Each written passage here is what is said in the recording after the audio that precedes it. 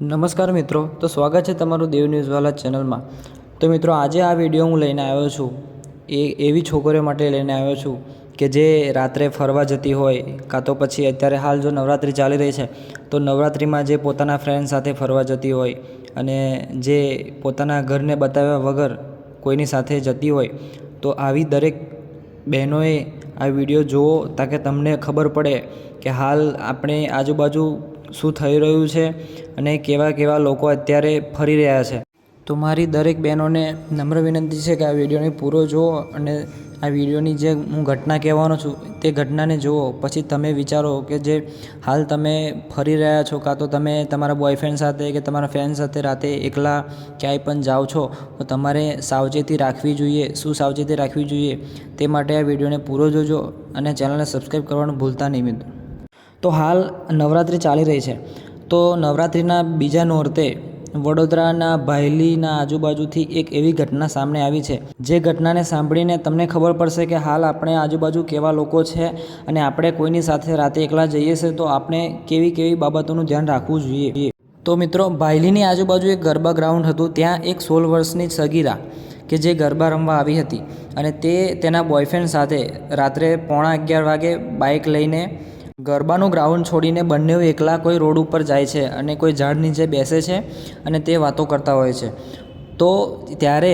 તેઓ જ્યારે વાતો કરતા હોય છે, જે સગીરા હોય છે તે બાઇક પર બેઠી હોય છે અને જે એનો બોયફ્રેન્ડ હોય છે તે રોડના ડિવાઈડર પર બેઠો હોય છે અને ત્યારે ત્યાં 5 લોકો બાઇક લઈને આવે છે।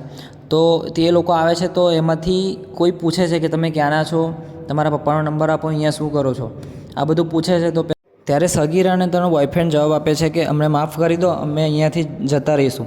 પરંતુ ત્યારે એક શખ્સ પેલી છોકરીનો હાથ પકડે છે અને 2 શખ્સ એવું કહી દે છે કે તમે છોડી દો આ લોકોને, અને 2 શખ્સ જતા રહે છે। પરંતુ જે 3 શખ્સ હોય છે જે હિન્દીમાં વાત કરતા હોય છે તે લોકો જતા નથી અને તે 3માંથી 2 જણ પેલા બોયફ્રેન્ડને પકડી રાખે છે અને એક વ્યક્તિ જે ત્યાં હોય છે તે પેલી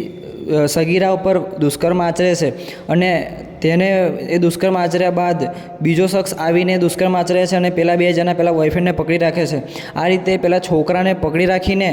આ સગીરા પર 3 લોકો વારાફરતી દુષ્કર્મ આચરે છે। તો મારી દરેક બહેનોને મારે એટલું જ કહેવું છે કે તમે ગમે ત્યાં જાઓ છો, તમે કોની સાથે જાઓ છો અને બને ત્યાં સુધી તમે તમારા મિત્ર કે તમારા બોયફ્રેન્ડ સાથે આવી રીતે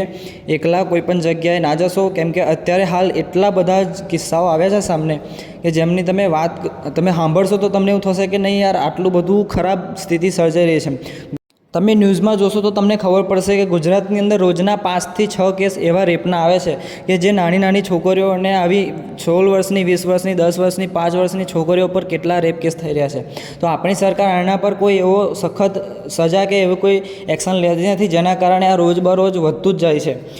તો હું આજે ગુજરાતની દરેક બહેનોને એટલી નમ્ર વિનંતી કરું છું કે તમે ગમે ત્યાં જાઓ છો તો તમારી સાવચેતી રાખો અને તમે કોની સાથે જાઓ છો અને ઇઝીલી કોઈના પર ટ્રસ્ટ મૂકીને તમે ગમે ત્યાં રાત્રે એકલા ના જશો। અને હાલ આટલા બધા કિસ્સા રોજના આવે છે, તેમ છતાં આપણી ગુજરાત સરકાર કોઈ એવી મોટી સજા આપતી નથી કે કોઈ એવી એક્શન લેતી નથી જેનાથી બીજું કોઈ કરતાં અટકે,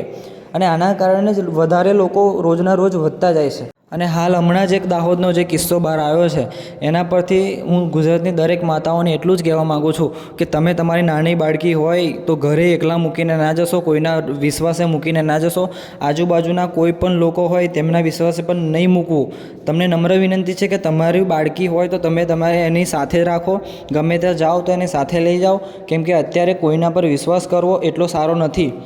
જો વિડીયો તમને ગમ્યો હોય તો વિડીયોને લાઇક કરજો, મારી ચેનલને સબસ્ક્રાઈબ કરજો અને કોમેન્ટ કરવાનું ભૂલતા નહીં। જય હિન્દ, જય ભારત, અને તમે તમારું ધ્યાન રાખો અને ગમે ત્યાં જતાં પહેલાં તમારી સાવચેતી રાખો તેવી આશા રાખું છું। જય હિન્દ।